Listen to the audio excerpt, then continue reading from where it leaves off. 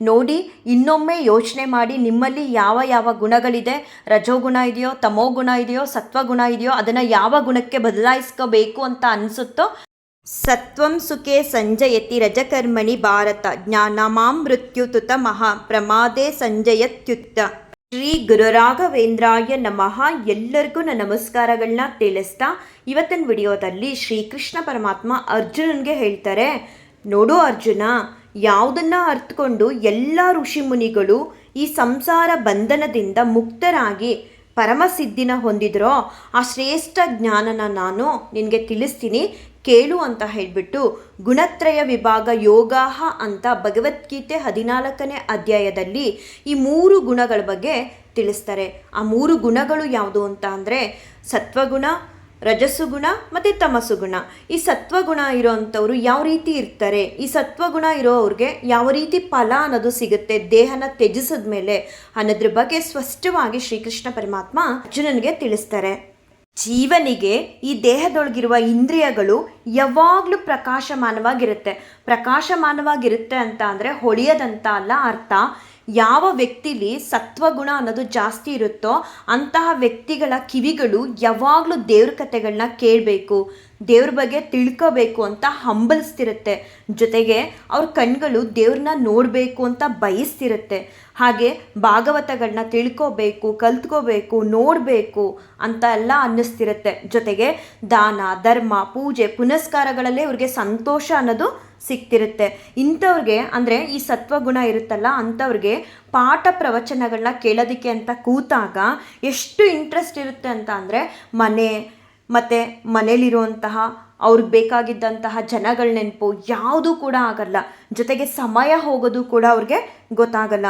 ಹಣದ ಬಗ್ಗೆ ಚಿಂತೆ ಇರಲ್ಲ. ಈ ರೀತಿಯೆಲ್ಲ ಅವ್ರಿಗೆ ಒಟ್ಟಿನಲ್ಲಿ ಸತ್ವಗುಣ ಇರೋರಿಗೆ ಯಾವಾಗಲೂ ದೇವ್ರ ಬಗ್ಗೆ, ದೇವ್ರನ್ನ ತಿಳ್ಕೋಬೇಕು, ದೇವ್ರಿಗೆ ಹತ್ತಿರ ಆಗಬೇಕು ಅನ್ನೋ ಗುಣಗಳೇ ಜಾಸ್ತಿ ತುಂಬಿ ತುಳುಕ್ತಿರುತ್ತೆ.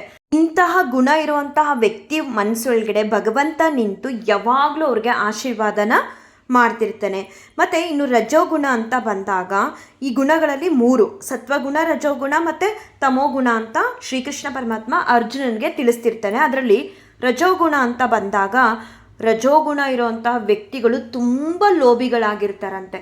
ಲೋಭಿಗಳು ಅಂದರೆ ಗೊತ್ತಲ್ವಾ, ಜಿಪ್ಪುಂಡ್ರಾಗಿರ್ತಾರಂತೆ. ಈ ರಜೋಗುಣ ಇರೋವಂತಹ ವ್ಯಕ್ತಿಗಳು ಎಷ್ಟು ಮಟ್ಟಿಗೆ ಜಿಪ್ಪುಂಡ್ರಾಗಿರ್ತಾರೆ ಅಂತ ಅಂದರೆ ಎಂಜಲು ಕೈಲಿ ಕಾಗೆನೂ ಕೂಡ ಓಡಿಸಲ್ವಂತೆ. ಮತ್ತು ಈ ಸಭೆ ಸಮಾರಂಭಗಳಿಗೆ ಹೋದಾಗ ಬಾಳೆ ಎಲೆ ಮೇಲೆ ಒಂದು ಚಿಕ್ಕ ಅನ್ನದಗ್ಲು ಕೂಡ ಉಳಿಸಲ್ವಂತೆ. ಆ ರೀತಿ ಮಾಡಬಾರ್ದು.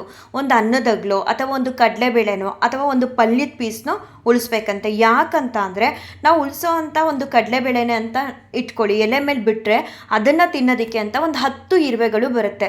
ನಾವು ಊಟ ಮಾಡೋದ್ರ ಜೊತೆಗೆ ಆ ಒಂದು 10 ಇರುವೆಗಳಿಗೂ ಕೂಡ ನಾವು ಊಟ ಕೊಟ್ಟ ಹಾಗೆ ಆಗುತ್ತೆ. ಆದರೆ ಆ ಥರ ಒಂದು ಬುದ್ಧಿ ಈ ರಜೋಗುಣ ಇರೋರಲ್ಲಿ ಇರಲ್ವಂತೆ. ಅಷ್ಟು ಲೋಭಿಗಳಾಗಿರ್ತಾರಂತೆ. ಎಲೆ ಫುಲ್ ಕಂಪ್ಲೀಟಾಗಿ ಖಾಲಿ ಮಾಡುವಂತಹ ಗುಣ ಅವರಲ್ಲಿ ಇರುತ್ತೆ. ಮತ್ತು ಯಾವಾಗಲೂ ಹಣ ಬೇಕು, ದುಡಿಬೇಕು, ಮತ್ತು ಮನಸ್ಸಲ್ಲಿ ತೃಪ್ತಿ ಅನ್ನೋದೇ ಅವ್ರಿಗಿರಲ್ವಂತೆ. ಎಷ್ಟು ಬಂದರೂ ಸಾಲದು, ಏನೇ ಆದರೂ ಬೇಕು ಅನ್ನೋ ಗುಣ ರಜೋಗುಣ ಇರೋರಲ್ಲಿ ತುಂಬಿರುತ್ತಂತೆ.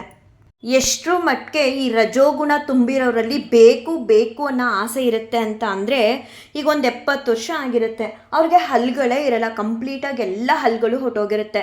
ಮನೇಲಿ ಏನಾದರೂ ಚಕ್ಲಿ ಮಾಡಿದರೆ ಯಾರಾದರೂ ಬೇಕಾ ಅಂತ ಕೇಳಿದ್ರೆ ಸಾಕು, ಬೇಕು ಕೊಡು, ಸಾರೊಳಗಡೆ ಹಾಕು, ಅದು ಒದ್ದೆ ಆಗುತ್ತೆ, ಆಮೇಲೆ ತಿಂತೀನಿ, ಇಲ್ಲಾಂದರೆ ಕುಟ್ಟಾದರೂ ಕೊಡು ಅಂತ ಕೇಳಿ ಪಡ್ಕೊಳ್ಳೋ ಅಷ್ಟು ಒಂಥರ ಬೇಕು ಅನ್ನೋ ಆಸೆ ಇರುತ್ತೆ ಹೊರತು ಅವ್ರಿಗೆ ಸಾಕು ಅನ್ನೋದೇ ಇರಲ್ಲ. ಇಲ್ಲಪ್ಪ ನನಗೆ ಅಗಿಯೋದಕ್ಕಾಗಲ್ಲ ಅಥವಾ ತಿನ್ನೋದಕ್ಕಾಗಲ್ಲ, ನನಗೆ ಅದು ಬೇಡ ಅಂತ ಹೇಳಲ್ಲ, ಹೇಗಾದರೂ ಸರಿ ಅದನ್ನು ಕೊಡು ಅಂತ ಕೇಳಿ ಪಡ್ಕೊಂಡು ತಿನ್ನಬೇಕು ಅನ್ನೋ ಆಸೆಯಿಂದ ತಿಂತಾರೆ.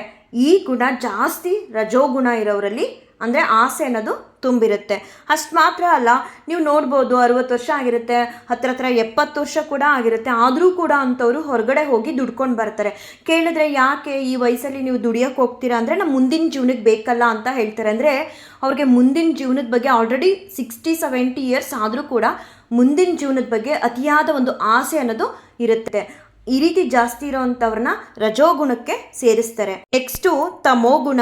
ತಮೋಗುಣದಲ್ಲಿರುವ ಜೀವನಿಗೆ ದೇಹದೊಳಗಡೆ ಇರೋ ಇಂದ್ರಿಯಗಳೆಲ್ಲವೂ ಕೂಡ ಅಪ್ರಕಾಶಮಾನವಾಗಿರುತ್ತೆ. ಸತ್ವಗುಣದಲ್ಲಿ ಇರುವಂತಹ ಜೀವನಿಗೆ ಇಂದ್ರಿಯಗಳೆಲ್ಲ ಪ್ರಕಾಶಮಾನವಾಗಿದ್ದರೆ ಇಲ್ಲಿ ಆಪೋಸಿಟು, ತಮೋಗುಣದಲ್ಲಿರೋನಿಗೆ ಅಪ್ರಕಾಶಮಾನವಾಗಿರುತ್ತೆ. ಕಣ್ಣು, ಕಿವಿ ಎಲ್ಲವೂ ಕೂಡ ಬೇಡದೇ ಇರೋದ್ರ ಬಗ್ಗೆ ಚಿಂತನೆ, ಕೆಟ್ಟದನ್ನು ನೋಡಬೇಕು, ಕೆಟ್ಟದ್ರ ಬಗ್ಗೆ ತಿಳ್ಕೊಬೇಕು, ಆ ರೀತಿ ಗುಣಗಳಿರುತ್ತೆ. ಮತ್ತು ಇಂಥವರು ನಿರುದ್ಯೋಗಿಗಳು ಕೂಡ ಆಗಿರ್ತಾರೆ. ಯಾವ ಕೆಲಸನೂ ಮಾಡಲ್ಲ. ಎಷ್ಟರ ಮಟ್ಟಿಗೆ ಅಂದರೆ ತಮ್ಮ ಕೆಲಸಗಳನ್ನೂ ಕೂಡ ತಾವು ಮಾಡ್ಕೊಳ್ಳಲ್ಲ. ಕೂತಿದ್ದ ಕಡೆನೇ ಎಲ್ಲವೂ ಕೂಡ ಬಂದ್ಬಿಡಬೇಕು, ಅಲಸ್ಸಿಗಳಾಗಿರ್ತಾರೆ. ಜೊತೆಗೆ ಇವ್ರಿಗೆ ತಪ್ಪು ತಿಳುವಳಿಕೆ ಜಾಸ್ತಿ ಇರುತ್ತೆ ಮತ್ತು ಅಷ್ಟೊಂದು ಜ್ಞಾನ ಕೂಡ ಇವರಲ್ಲಿ ಇರಲ್ಲ ಅಂತ ಶ್ರೀಕೃಷ್ಣ ಪರಮಾತ್ಮ ಹೇಳ್ತಾರೆ. ಮತ್ತು ಸತ್ವಗುಣಗಳೆಲ್ಲ ಹೊಂದಿರ್ತಾರಲ್ಲ ಅಂಥವರು ದೇಹನ ತ್ಯಜಿಸಿದ ಮೇಲೆ ಏನಾಗ್ತಾರೆ ಅಂತ ಶ್ರೀಕೃಷ್ಣ ಪರಮಾತ್ಮ ತಿಳಿಸ್ತಾನೆ ಅಂದರೆ ನೇರವಾಗಿ ಸ್ವರ್ಗಕ್ಕೆ ಹೋಗ್ತಾರಂತೆ. ಅವರಲ್ಲಿ ದುಃಖ ಅನ್ನೋದೇ ಇರಲ್ವಂತೆ. ಯಾಕಂದರೆ ಸತ್ವಗುಣಗಳಿರೋದ್ರಿಂದ ಅವರೆಲ್ಲವನ್ನು ಕೂಡ ಒಳ್ಳೆಯದೇ ಮಾಡಿರ್ತಾರಂತೆ. ಆ ಕಾರಣಕ್ಕೆ ಅವ್ರ ದೇಹನ ತ್ಯಜಿಸಿದ ನಂತರ ಅವರು ನೇರವಾಗಿ ಸ್ವರ್ಗಕ್ಕೆ ಹೋಗ್ತಾರೆ. ಅಷ್ಟು ಮಾತ್ರ ಅಲ್ಲ, ಮತ್ತೆ ಪುನರ್ಜನ್ಮ ಅನ್ನೋದನ್ನು ಪಡಿತಾರಲ್ಲ ಅವರು, ಆಗ ಸಾತ್ವಿಕ ಕುಟುಂಬದಲ್ಲೇ ಅವರು ಹುಟ್ಟುತ್ತಾರೆ ಅಂತ ಶ್ರೀಕೃಷ್ಣ ಪರಮಾತ್ಮ ತಿಳಿಸ್ತಾನೆ. ಆ ಕಾರಣಕ್ಕೆ ಈ ಸತ್ವಗುಣನ ನಾವು ಸ್ವಲ್ಪ ಮಟ್ಕಾದರೂ ಬೆಳೆಸ್ಕೊಳ್ಳೋ ಪ್ರಯತ್ನನ ಮಾಡಬೇಕು. ಇನ್ನು ರಜಸ್ಸು ಗುಣ ಇರ್ತಾರಲ್ಲ ಅಂಥವರು ಸತ್ತ ಮೇಲೆ ಎಷ್ಟು ಕಷ್ಟಪಡ್ತಾರೆ ಅಂತ ಅಂದರೆ, ಯಾಕಂದರೆ ಬದುಕಿದಾಗ ಬೇಕು ಬೇಕು ಅನ್ನೋ ಆಸೆ, ದುರಾಲೋಚನೆ, ಲೋಭಿಗಳಾಗಿರ್ತಾರೆ. ಎಲ್ಲ ಕೆಟ್ಟ ಗುಣಗಳಿಂದ ಅವರು ಸ್ವರ್ಗಕ್ಕೆ ನೇರವಾಗಿ ಹೋಗಲ್ಲ. ಅವ್ರ ಪಾಪಕರ್ಮಗಳಿಗೆ ತಕ್ಕ ಶಿಕ್ಷೆನ ಪಡೆದು ನಂತರ ಅವರು ಪುನರ್ಜನ್ಮನ ಹೊಂದ್ತಾರೆ. ಜೊತೆಗೆ ಈ ರಜಸ್ಸು ಗುಣ ಹೊಂದಿರ್ತಾರಲ್ಲ ಅಂಥವರು ಸತ್ತ ನಂತರ ಕರ್ಮಾಸಕ್ತರಾದ ಮನೆಗಳಲ್ಲೇ ಹುಟ್ಟುತ್ತಾರೆ. ಹಾಗೆ ಈ ತಮೋ ಗುಣನ ಹೊಂದಿ ದೇಹನ ತ್ಯಜಿಸಿರ್ತಾರಲ್ಲ ಅಂಥವ್ರಿಗಂತೂ ಘೋರವಾದ ಶಿಕ್ಷೆ ಅನ್ನೋದು ಸಿಗುತ್ತೆ. ಅಷ್ಟು ಮಾತ್ರ ಅಲ್ಲ, ಅವರು ಕೆಟ್ಟ ಕೆಟ್ಟ ಜನ್ಮಗಳನ್ನ ತಾಳಿ ಈ ಭೂಮಿ ಮೇಲೆ ಮತ್ತೆ ಮತ್ತೆ ಅವತಾರನ ಪಡಿತಾರೆ. ನೋಡಿ, ನಮ್ಮೊಳಗಡೆ ನಾವು ಸತ್ವಗುಣನ ಬೆಳೆಸ್ಕೊಂಡಾಗ ನಾವು ಜ್ಞಾನ ಅನ್ನೋದನ್ನು ಪಡ್ಕೋಬಹುದು ಭಗವಂತನಿಂದ. ಅದೇ ನಾವು ರಜಸ್ಸು ಗುಣನ ನಾವು ಹೆಚ್ಚು ಮಾಡಿಕೊಂಡ್ರೆ ಲೋಭಿತನ ಅನ್ನೋದು ಜಾಸ್ತಿ ಆಗುತ್ತೆ, ದುಃಖಕ್ಕೆ ಕಾರಣ ಆಗುತ್ತೆ. ನಮ್ಮ ಗುಣಗಳು ಅತಿಯಾದ ಆಸೆ ಅನ್ನೋದು ಹೆಚ್ಚಾಗುತ್ತೆ. ಹಾಗೆ ತಮಸ್ಸು ಗುಣನ ನಾವು ಹೆಚ್ಚಾಗಿ ಬೆಳೆಸ್ಕೊಂಡ್ರೆ ನಮ್ಮೊಳಗಡೆ ಅಜ್ಞಾನ ಅನ್ನೋದು ಹೆಚ್ಚಾಗುತ್ತೆ. ಇವಾಗ ನಮ್ಮಲ್ಲಿ ಯಾವ ಗುಣಗಳಿದೆ, ಯಾವ ಗುಣಗಳಿಗೆ ನಾವು ನಮ್ಮನ್ನು ಬದಲಾಯಿಸ್ಕೋಬೇಕು, ಯಾವ ಗುಣಗಳಿಗೆ ನಮ್ಮನ್ನು ಬದಲಾಯಿಸ್ಕೊಂಡಾಗ ಭಗವಂತನಿಂದ ನಾವು ಏನನ್ನ ಪಡ್ಕೋಬಹುದು ಅಂತ ಶ್ರೀಕೃಷ್ಣ ಪರಮಾತ್ಮ ಅರ್ಜುನನಿಗೆ ಸ್ಪಷ್ಟವಾಗಿ ತಿಳಿಸಿದ್ದಾರೆ. ಯೋಚನೆ ಮಾಡಿ ನಿಮ್ಮಲ್ಲಿ ಯಾವ ಗುಣಗಳನ್ನ ಇನ್ನೂ ಹೆಚ್ಚು ಮಾಡ್ಕೋಬೇಕು ಅನ್ನೋದನ್ನು. ಅಷ್ಟು ಮಾತ್ರ ಅಲ್ಲ, ಶ್ರೀಕೃಷ್ಣ ಪರಮಾತ್ಮ ಅರ್ಜುನನಿಗೆ ಹೇಳ್ತಾರೆ, ಈ 3 ಗುಣಗಳನ್ನು ಮೀರಿದವನೊಬ್ಬ ಇದ್ದಾನೆ ಅಂತ. ಆಗ ಅರ್ಜುನ ಹೇಳ್ತಾನೆ, ಹೌದಾ ಶ್ರೀಕೃಷ್ಣ ಪರಮಾತ್ಮ, ಅಂಥವ್ರನ್ನ ನಾವು ಹೇಗೆ ಗುರುತಿಸೋದು ಅಂತ ಅರ್ಜುನ ಕೇಳಿದಾಗ ಶ್ರೀಕೃಷ್ಣ ಪರಮಾತ್ಮ ಹೇಳ್ತಾರೆ, ನೋಡಪ್ಪ, ಸುಖ ದುಃಖ ಏನೇ ಆಗಲಿ ಈ 3 ಮೀರಿದಂತಹ ಗುಣಗಳಿರೋರು ಒಂದೇ ರೀತಿ ಇರ್ತಾರೆ, ಎಂದೂ ಕೂಡ ಬದಲಾಗಲ್ಲ. ಮತ್ತು ಅವಮಾನಗಳಾಗಲಿ, ನೋವಾಗಲಿ, ಕಷ್ಟಗಳು ಬರಲಿ ಎಲ್ಲವನ್ನೂ ಕೂಡ ಸಮಚಿತ್ತದಿಂದ ನೋಡ್ತಾರೆ. ಎಲ್ಲವೂ ಕೂಡ ಭಗವಂತನಿಂದನೇ ನಡೀತಿರೋದು ಅಂತ ಭಾವಿಸ್ತಾರೆ. ಅಷ್ಟು ಮಾತ್ರ ಅಲ್ಲ, ಅವ್ರಿಗೆ ಮಣ್ಣು, ಕಲ್ಲು, ಚಿನ್ನ ಎಲ್ಲವೂ ಕೂಡ ಈಕ್ವಲ್ ಆಗಿರುತ್ತೆ. ಯಾರೇ ಎಷ್ಟೇ ಹೊಗಳಲಿ, ಯಾರೇ ಎಷ್ಟೇ ತೆಗಳಲಿ ಒಂದೇ ಮನಸ್ಸಿಂದ ಇರ್ತಾರೆ. ಮತ್ತು ಅವರು ಬುದ್ಧಿಶಾಲಿಗಳಾಗಿರ್ತಾರೆ. ಎಲ್ಲವೂ ಕೂಡ ಭಗವಂತನಿಂದನೇ ನಡೀತಿರೋದು ಅಂತ ಹೇಳಿ ಎಲ್ಲವನ್ನೂ ಕೂಡ ಭಗವಂತನಿಗೆ ಸಮರ್ಪಣೆನ ಮಾಡ್ತಾರೆ ಅಂತ ಶ್ರೀಕೃಷ್ಣ ಪರಮಾತ್ಮ ಅರ್ಜುನನಿಗೆ ತಿಳಿಸ್ತಾರೆ. ಹಾಗೆ ಯಾರಲ್ಲಿ ಈ 3 ಗುಣಗಳನ್ನು ಮೀರಿಸುವಂತಹ ಒಂದು ಗುಣ ಇರುತ್ತೋ ಅಂಥವ್ರ ಮನಸ್ಸಲ್ಲಿ ಭಗವಂತನೇ ಸ್ವತಃ ಬಂದು ನೆಲೆಸಿ ಅವ್ರ ಕಷ್ಟ ಕಾರ್ಪಣ್ಯಗಳಿಂದ ಅವ್ರನ್ನ ದೂರ ಮಾಡ್ತಾ ಕೈ ಹಿಡಿದು ಮುಂದೆ ನಡೆಸ್ತಾನಂತೆ. ಅಷ್ಟು ಮಾತ್ರ ಅಲ್ಲ, ಅಂತಹ ಗುಣ ಹೊಂದಿರುವಂತಹ ವ್ಯಕ್ತಿ ಭಗವಂತನಿಗೆ ಬಹಳ ಇಷ್ಟವಾದ ವ್ಯಕ್ತಿ ಆಗಿರ್ತಾನಂತೆ ಅಂತ ಶ್ರೀಕೃಷ್ಣ ಪರಮಾತ್ಮ ಅರ್ಜುನನಿಗೆ ತಿಳಿಸ್ತಾರೆ. ಈ ಭಗವದ್ಗೀತೆ 14ನೇ ಅಧ್ಯಾಯದ ಗುಣತ್ರಯ ವಿಭಾಗ ಯೋಗದ ಬಗ್ಗೆ ತಿಳಿಸ್ಕೊಟ್ಟಿದ್ದೀನಿ.